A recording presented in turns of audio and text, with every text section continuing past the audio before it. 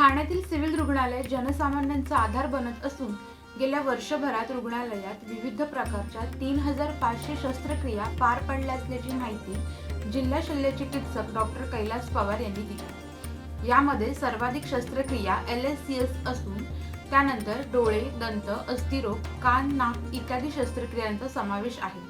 रुग्णालयात दर दिवशी सुमारे 500 ते 600 रुग्ण उपचार घेण्यासाठी येतात, तर महिन्याभरात सरासरी 300 ते 350 शस्त्रक्रिया पार पडत आहेत। गेल्या वर्षी जून महिन्यात वागळे इस्टेट येथे तात्पुरत्या स्वरूपाने सिव्हिल रुग्णालयाचे स्थलांतर करण्यात आले। मात्र असे असताना रुग्णांची आबाळ होणार नाही याची दक्षता आरोग्य प्रशासनाने घेतली। खासगी रुग्णालयात होणाऱ्या महागड्या शस्त्रक्रियांचे खर्च सर्वसामान्यांना परवडणारे नसतात। अशा वेळी सिव्हिल रुग्णालय हा पर्याय सर्वसामान्यांकडे असतो। याबाबत दखल घेऊन रुग्णालयातील शस्त्रक्रिया कक्षात आधुनिक उपकरणांचा वापर करत या शस्त्रक्रिया मोफत केल्या जातात।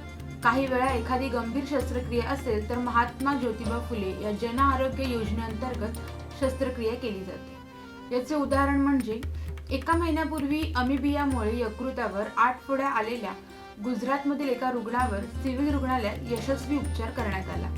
तर दुसरीकडे 6 महिन्यांपूर्वी गरीब कुटुंबातील 1-2 वर्षाच्या मुलीला जन्मजात मोतीबिंदू असल्याने अशी शस्त्रक्रिया करणे डॉक्टरांसाठी आव्हान होते। परंतु या आव्हानावर मात करत डॉक्टरांनी प्रथमच दोन्ही डोळ्यांची अवघड मोतीबिंदू शस्त्रक्रिया करून मुलीला दृष्टी दिली आहे। सागर डिजिटलच्या YouTube चॅनलला लाईक करा, शेअर करा, सबस्क्राईब करा आणि ताज्या घडामोडी नियमित पाहण्यासाठी बेल आयकॉनला प्रेस करा।